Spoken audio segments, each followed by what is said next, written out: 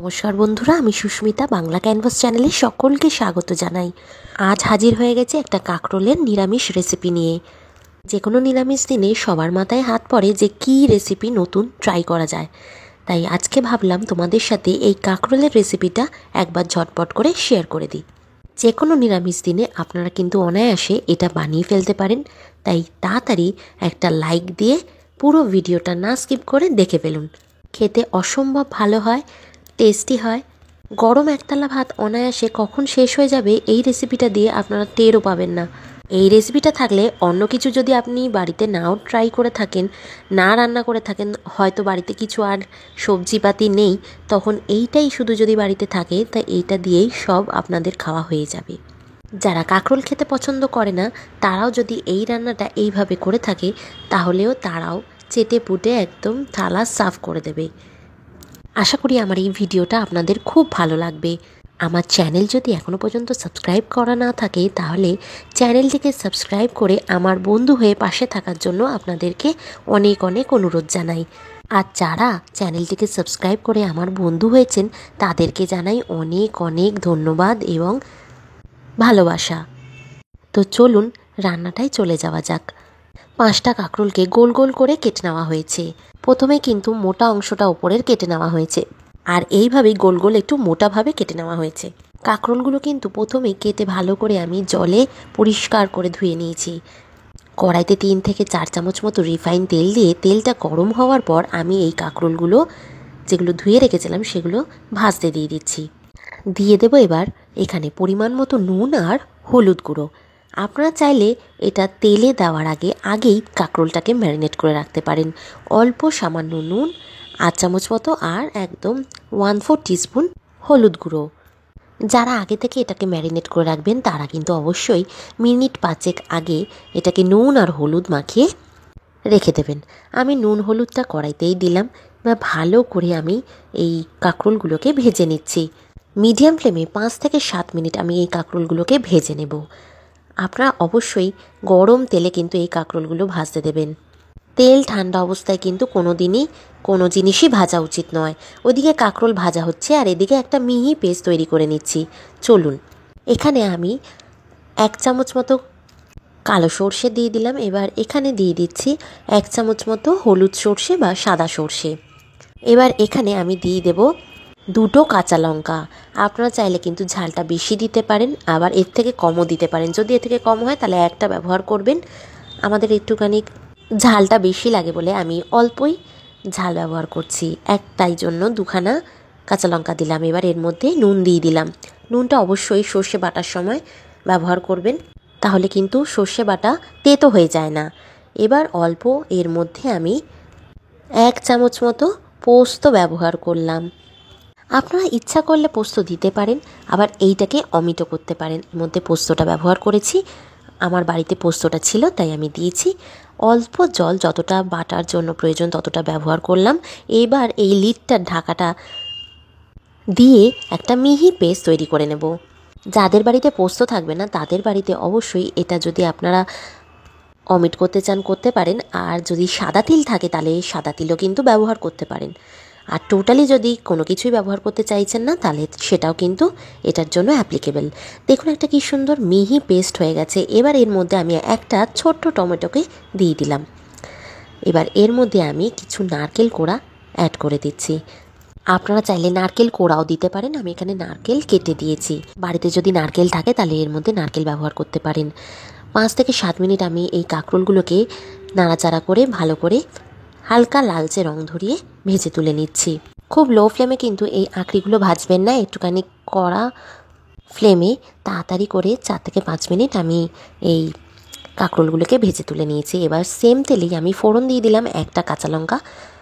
কাঁচা লঙ্কাটাকে ফাটিয়ে দিয়েছি, আপনারা চাইলে কিন্তু এটাকে চিড়েও দিতে পারেন। তো এবার দিয়ে দিচ্ছি এখানে 1 চামচ মতো কালো জিরে। তেলটা কিন্তু খুব গরম হয়ে গেছে। কালো জিরে আর এই কাঁচা লঙ্কাটা একটুখানি ভালো করে ভেজে নিচ্ছি। 20 থেকে 30 সেকেন্ড মতো এই কালো জিরে আর কাঁচা লঙ্কাটাকে ভেজে নেব। দেখুন একটা কাঁচা লঙ্কার গায়ে কিন্তু হালকা একটা হোয়াইট স্পট পড়ে গেছে, তার মানে বুঝতে হবে এই ফোড়নটা কিন্তু ভাজা হয়ে গেছে। কাঁচা লঙ্কার একটা সুন্দর ফ্লেভার আসছে আর কালো জিরেরও একটা খুব ভালো গন্ধ বেরিয়েছে। যখনই দেখবেন ফোড়ন থেকে সুন্দর গন্ধ বেরোবে তখনই এই নারকেল, টমেটো, 2 রকম সর্ষে, নুন আর পোস্তর যে বাটাটা আগেই তৈরি করে রেখেছি সেটা কিন্তু আমি দিয়ে দিলাম। নারকেল কোড়া যদি বাড়িতে থাকে অবশ্যই ব্যবহার করবেন। নারকেল ব্যবহার করলে কিন্তু এই রান্নার টেস্টটা অসম্ভব সুন্দর হয়।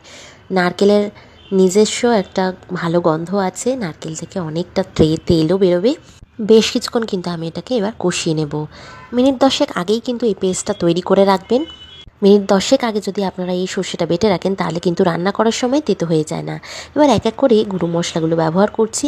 এখানে দিয়ে দিচ্ছি 1/2 চামচ মতো হলুদ গুঁড়ো, আর দিয়ে দিচ্ছি এখানে অল্প সামান্য 1/4 টিস্পুন কাশ্মীরি লঙ্কার গুঁড়ো। কাশ্মীরি লঙ্কার গুঁড়োটা ব্যবহার করলে কিন্তু সুন্দর একটা কালার আসে।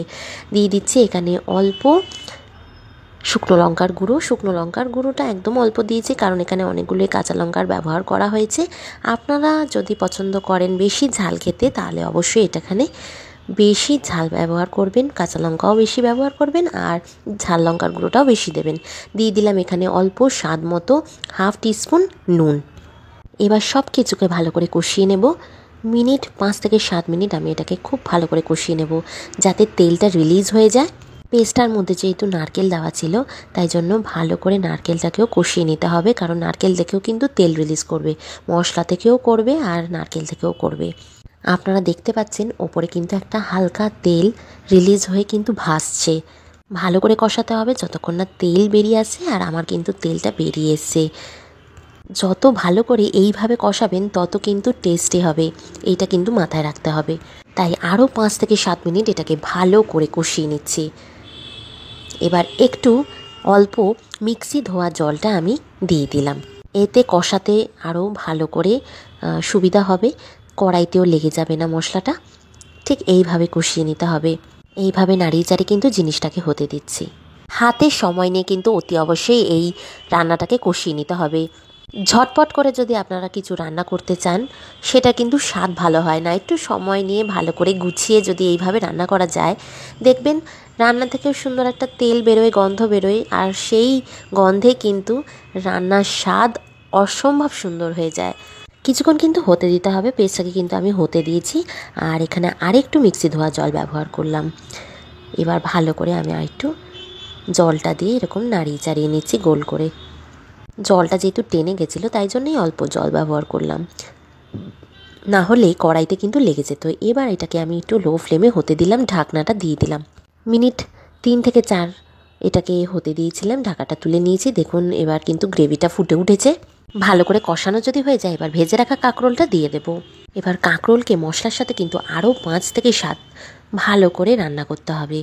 ঠিক এইভাবে কিন্তু আমি কাঁকরোলটা দিয়ে মশলার সাথে রান্না করে নেব। আরও 5 মিনিট মতো এটাকে রান্না করতে হবে। মশলা আর কাঁকরোল কিন্তু একসাথে ভালো করে কষিয়ে নিতে হবে। আমি কিন্তু এটাকে 5 থেকে 7 মিনিট এটা ঢাকা দিয়ে দেবো যাতে কাঁকরোলটা একদম নরম হয়ে যায় আর পুরোপুরি রান্নাটাও কমপ্লিট হয়ে যায়। যারা কাঁকরোল ভালোবাসেন না তারা কিন্তু এই রান্নাটা এইভাবে একবার তৈরি করে দেখতে পারেন। আমি এটাকে ঢাকা দিয়ে রেখেছিলাম। এবার এটার মধ্যে আমি 1 থেকে 1.5 চামচ মতো চিনি ব্যবহার করলাম। যেহেতু এটা একটা নিরামিষ রান্না অবশ্যই এটাই কিন্তু চিনি ব্যবহার করবেন। চিনিটা দিলে কিন্তু টেস্টটা খুব সুন্দরভাবে ব্যালেন্স হয়ে যায়। ভালো করে আরেকটু নাড়াচাড়া করে নিচ্ছে, আরেকটু মিক্সি ধোয়া জল দিয়ে দিয়েছি। এবার এটাকে কিন্তু আমি আরেকটু হতে দেব, ঢাকা দিয়ে রাখবো 2 থেকে 3 মিনিট। এটা কিন্তু তখন পারফেক্টলি রেডি হয়ে যাবে। আপনারা এটাকে রুটি, লুচি, পরোটা যা ইচ্ছা তার সাথেই কিন্তু এটাকে সার্ভ করতে পারেন। এটা ভাতের সাথেও কিন্তু দারুণ জমবে। তরকারিটা কিন্তু এরকম জল জল থাকবে না, এরকমভাবে টানিয়ে নিতে হবে। তো আমাদের রেসিপিটা কিন্তু অলমোস্ট শেষ। এই রান্নাটা কিন্তু অপূর্ব স্বাদের। এটা যে কোনো নিরামিষ দিনেই আপনারা বাড়িতে ট্রাই করতে পারেন। সবসময় মাছ, মাংস, ডিম না খেয়ে এই রেসিপিটা একবার করে দেখতে পারেন আপনারা। কাঁকরোলও একদম নরম হয়ে গেছে আর এই রান্নাটা কিন্তু একদম রেডি। যারা কাঁকরোল খায় না এরকম রেসিপি হলে চেটেপুটে খাবে। কাঁকরোল রান্না একদম রেডি। ফ্লেমটাকে অফ করে এটাকে আমি 5 থেকে 7 মিনিট স্ট্যান্ডিং টাইমে রেখে দিয়েছিলাম। আশা করি আমার এই রান্নাটা আপনাদের ভালো লেগেছে। ভালো লেগে থাকলে লাইক, শেয়ার অ্যান্ড সাবস্ক্রাইব করতে ভুলবেন না। পাশে থাকা বেল আইকনটা অবশ্যই প্রেস করবেন যাতে আমি নতুন ভিডিও আপলোড করলে তার নোটিফিকেশন সঙ্গে সঙ্গে চলে যাবে। আপনারা ভালো থাকবেন, সুস্থ থাকবেন, সাবধানে থাকবেন। দেখা হবে আবার একটা নতুন রান্নার ব্লগে। ধন্যবাদ।